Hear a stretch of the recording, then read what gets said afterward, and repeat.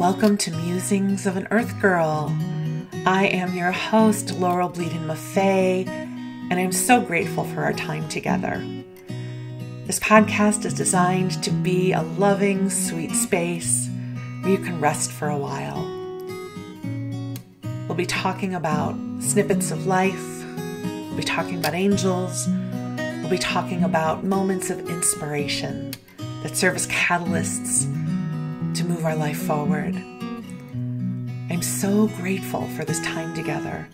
So sit back and get comfortable, and we'll see where this conversation takes us. Hi, beautiful friends. I'm Bleadon-Maffei, and welcome to my podcast, Musings of an Earth Girl.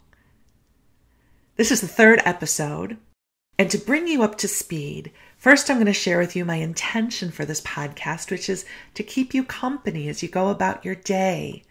I want to be a source of inspiration, of love, of compassion, and of maybe some entertainment along the way. In the beginning, I'm going to be sharing with you how I got here. I am an angelic channel, I'm a spiritual teacher, I'm an encourager of souls, and I love helping to inspire people in their lives. But how did I get here? I started off as a skeptic, and it wasn't until I decided to go back to school to get an MBA of all things that it led me into my first psychic experience. So I cover that in episodes 1 and 2. I'll give you the quick recap if you don't want to go back and listen to them. Basically, it's the late 1980s. I'm living in Los Angeles and I'm working in the entertainment industry and I'm not getting paid very much. I want to earn more money. So I decided to go back to Pepperdine University to get an MBA. The first class you have to take in Pepperdine's program at the time was a class in human development. And I happened to take the class with a professor who taught it from the perspective that we now think of as New Thought wisdom. So our thoughts create our reality, human potential from a metaphysical perspective, all which I thought was crazy.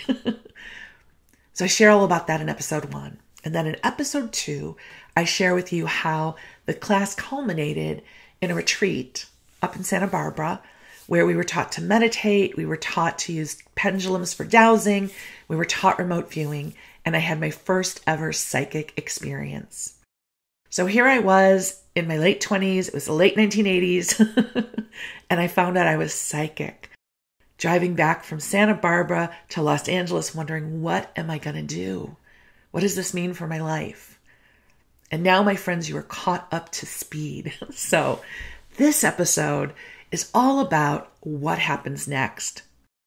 And I get excited about sharing it with you because what happens next is such a beautiful reflection on how there are times in our life when God, or if you want to call it the universe, pick us up and take us where we are supposed to be. So I worked for a film distribution company in Los Angeles, and it was sort of a smaller company. It wasn't one of the big studios. And I worked in the television division. And, you know, you find friends where you work. And one of my friends was Judy. She still is. I'm very happy to tell you she's still my friend over 30 years later. It was Judy. She was the assistant to the president of our division, and she had just started working there a few months ago. And we'd really been friendly, and we'd enjoyed each other, and she knew I was going on this retreat. So I come back, and it's Monday morning, and she says, "How was the retreat?" And I say to her, just like this, "Judy, I think I'm psychic." And Judy just started laughing. I thought she was laughing because it was so absurd, because it didn't fit into any part of my life. But I want to tell you why she was laughing, because I didn't know this at the time. But months ago, Judy, who was not looking for a job, had come to our company to meet a friend for lunch. And our receptionist at the time, who wasn't always all there, said to Judy, "I need you to fill out this application." Judy thought, I need to fill out an application to have lunch with somebody? But Judy thought, well, maybe I'm supposed to fill out the application anyways. And so she filled it out. They called her in for an interview. And fast forward, she got hired for this job. So I say to Judy, Judy, I think I'm psychic. Judy starts laughing because in that moment, Judy knew why she had been guided to take this job. You see, Judy is one of those people who was born awake. She was born open to her gifts. And so throughout her life, she had learned about meditation and crystals and past lives and angels, and she knew so much. And so when she heard me share that I thought I was psychic and she perceived that I was a little bit freaked out about it, she knew that this is why God had guided her to work at this company, so that she could be there for me in this moment. I didn't realize the magic of it at the time. It's only now in hindsight that I connect the dots. And I think how remarkable it is that I came back from this retreat freaked out about recognizing my ability to have intuition, have intuitive gifts, not even knowing what to do about it. And then Judy being the first person there to welcome me. Because I will tell you, had Judy not been on my path, I am not certain I would have continued exploring it. I may have just judged this as another weird experience and closed the book on it and continued on. But God and the angels put Judy on my path so that I would have a friend, I would have a confidant, I would have a mentor, I would have somebody who could hold a space for me as I discovered even more about the spiritual, mystical dimensions of life. Isn't that wonderful? I still marvel at it. So I'm hoping at some point, and maybe if I can do it before this podcast gets published, I'm going to invite Judy into a conversation and she'll share with you from her perspective what happened. And I'm not sure if and when that's going to happen. I hope it'll happen soon. But it's a beautiful reflection that quite often when we don't even know what we're asking for, God brings us what we need. It doesn't happen all the time, but it happens enough that when we look back and connect the dots, we know that there's a beautiful, benevolent, loving universe that is supporting us. So here I am, this baby mystic. I really wasn't a mystic at that point. But this is a whole new universe. It's like, how come no one told me about this? How come no one told me this exists? And I became mesmerized with it because now I had my friend Judy to ask questions about. And we would talk about different topics and we would look into, we would read books together and some of our other friends joined in. And one of the stories I want to share with you about has to do with past life regression. And this is where I would put in like some cool music, but I'm not that cool. So one of the things I was discovering about was past lives. I mean, listen, who doesn't hear about past lives and think that that's really cool? And everybody wants to know, who was I in a past life, right? Maybe I was somebody famous. Maybe I was, I don't know, whatever we think when we think about past lives. And Judy knew a method for past life regression. I'm not going to share it with you because it's a sacred process and it's one that should be facilitated. So I'm not going to share that juicy thing with you. But I want to share with you what happened when I kind of began discovering past life regression. If you've never done a past life regression, it's pretty fascinating. And there's different methods for doing them. There's hypnotherapy. There's people who can do readings and tell you your past lives. So there's different ways to access this information. And Judy had a certain method that we were going to do that would allow us to see in our mind's eye information about past lives. So we had a date to do this, and we were going to be doing this with a friend of ours, and we were going to do it at my apartment. And whenever it was that we were going to do it, it was about a week before, whenever we were supposed to get together. And I was impatient. I wanted to know who I was in a past life because I was sure it was someone cool, right? Like, who else was I going to be? And so I got this book. And this book, it's called Born Again. It's not about being born again Christian. It's born again meaning reincarnation. In the book, it's so funny because as I'm recording this, I'm looking over at my bookshelf and it's still sitting on my bookshelf.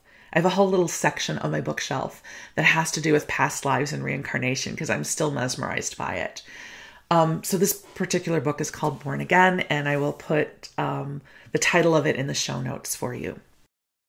So we're about a week away from doing our official past life regressions with Judy, and I'm impatient. So I'm reading this book, Born Again. In the book, the author has a method for going through self-hypnosis. So you take yourself through the self-hypnosis, and then you look down at your foot. In your mind's eye, once you've gone through the self-hypnosis, you look down and you look at your foot and what your foot looks like, what kind of shoe you're wearing, what kind of, are you standing on earth? Are you standing in the grass? Begins to inform you of who you were in this past life. So I'm going through this process. And in my mind's eye, I think we all have these fantastical dreams of who we were in a past life, right? I was a knight in shining armor. In this instance, I was like, I'm sure I was a Russian ballerina. I don't know why I thought that, but I was like, I'm sure that I was very romantic and very, very athletic because I was none of those things in this lifetime. And so when it came down to the meditation, I looked down and I'm expecting to see this beautiful woman's foot in a slipper. And what I see is this big, fat foot with hair growing out of its toes. It was clearly a man's foot, like a hairy man's toe was staring back at me. Completely unexpected. Now, here's a little hint. What I find with my metaphysical psychic experiences is when they are completely unexpected is when I go, oh my goodness, this is a real deal. So this big fat hairy man's foot is staring back at me and I freak out. I look down at the foot and I go, whoa!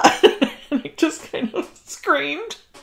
And I popped out of the meditation and my heart was racing. And I was like, oh my God, oh my God, oh my God. Okay, I am waiting for Judy.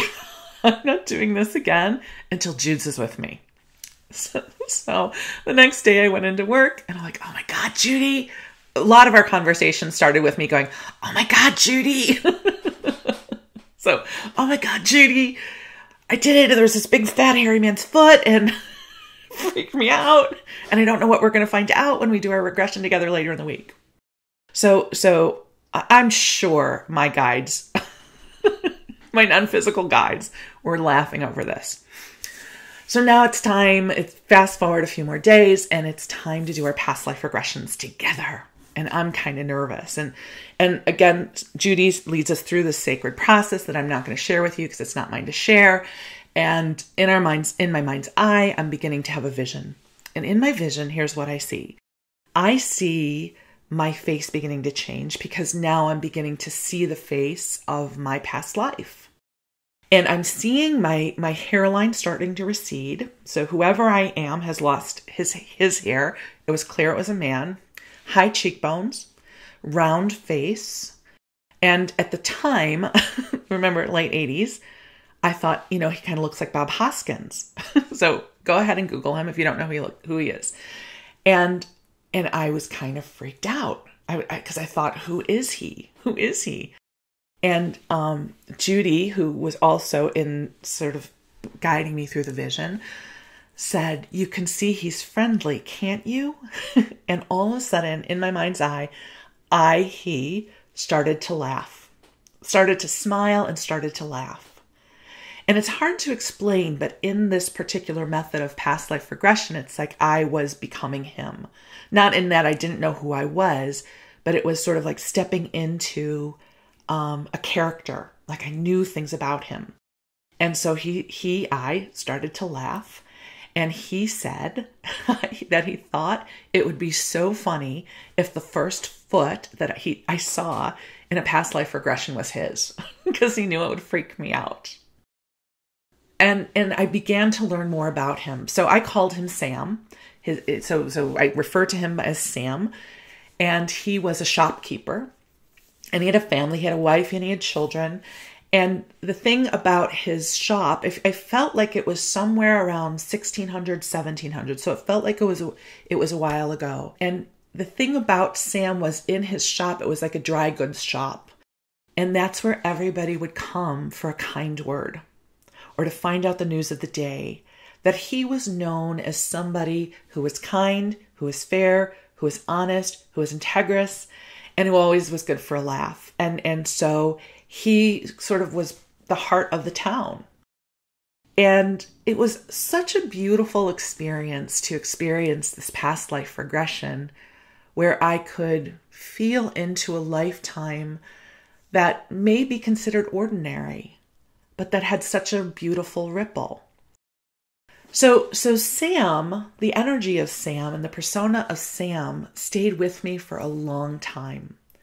And it's almost like I could feel that he was a practical joker. I feel like the energy that was Sam guided me.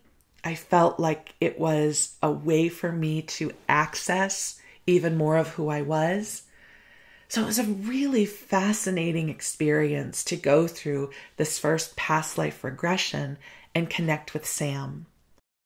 And I wish I could do justice of explaining how all these puzzle pieces fit together, and I'm not sure I can. But what I believe is that we have a greater soul. My guides, Josephus, call it the greater expanse of all that we are. And they, whenever I'm channeling, they always have me make the shape of a sun above my head. So even as I'm saying this, the greater expanse of all that we are, I'm like in a kindergarten play and I'm making the shape of a sun over my head. So there's a greater expanse of all that we are, and the greater expanse of all that we are sends an extract of us to Earth to incarnate and to have an experience as a human being. And so even though the extracts or our personality selves identify as unique and separate, we actually wind up as we cross back over, and even throughout our lifetime, we merge back into the greater expanse of who we are. So as I'm experiencing Sam, I am experiencing an aspect of self, but it's not a one-to-one correlation. The expression of Sam is or was another extract my greater soul had sent to Earth in another dimension. So I felt like I learned so much from Sam and from that experience of that past life regression. At the time when I did the regression, I was in my late 20s. And I really wondered if I would ever find my partner, if I'd ever get married, if I would ever be happy. And there was something that was so comforting about feeling my way into what was a perfectly lovely lifetime. It wasn't a past life where I had experienced a lot of trauma and I had to clean a lot of stuff up. It was just this perfectly wonderful, sweet life. And it gave me hope for my future. So that is what happened next on my spiritual journey. And I just find it fascinating that all of this happened without my setting a single intention about it, saying a prayer, buying a book. Well, I bought the book about the past lives. But that's a whole other story. But I mean that I got guided into the Pepperdine program. I got guided into the professor. I got guided into the partner who gave me the name of his dog rather than his, a human being. And if you don't know what that references to, listen to episode 2. And to my friend Judy, who became my first teacher. And all of that began to lay a foundation for who I am today.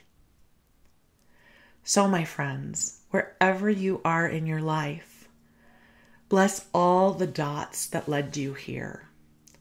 Because the thing about our lives is we often do not know the meaningful moments when we're in them. I mean, certainly there are meaningful moments that we are aware of, the birth of a child, a marriage, graduation, the transition of a loved one even. So there are certainly meaningful moments that we are aware of, but there are far more meaningful moments that we don't know are meaningful until we look back and connect the dots. And if we will go back and connect the dots, we will often see the hand of God guiding us towards our destiny. So this is the story I want to share with you today. It makes me so happy to share it with you because it's just so weird. And I was just mesmerized at the time. And I hope that this brings you some inspiration about how weird things have happened to you too. And quite often they bring you someplace awesome. So here's to the weirdness in life, right? Here's to all of those strange and woolly things that lead us into the truth of who we are meant to be. So I'm sending you love for a really beautiful day. I am so grateful for this time together. I ask the angels to come in and send you blessings. And I celebrate, I hope this doesn't offend you, but hold on. I celebrate your weirdness too. So if you don't want to own your weirdness, you don't have to accept that last little salutation. But if it makes you giggle, I totally celebrate your weirdness, my friends. So here's to a gorgeous, gorgeous, gorgeous life, and I am grateful for you. Oh, God bless, namaste, peace be with you, and I'll talk to you soon. Thank you. Musings of an Earth Girl is brought to you by me, Laurel Bleadon-Maffei, and Illuminating Souls. I invite you to join me at illuminatingSouls.com, where you can learn more about the classes and services I offer, including angel readings, soul mentoring, and classes designed to inspire your spirit. You also can sign up for the Daily Inspiration email blast, where you'll receive an uplifting message from me each day by email, Monday through Friday. You can sign up for that at my homepage at Illuminating Souls. Thank you, dear one, for spending this time with me. You are why I do this work. You are why I've created this podcast, because I know that whenever our souls meet, when we meet in the land of love and light and inspiration, the world becomes a bit brighter. So thank you for who you are and the light you shine in this world. I am so deeply grateful for you. I send you love, I send you blessings, and I send you sparkles of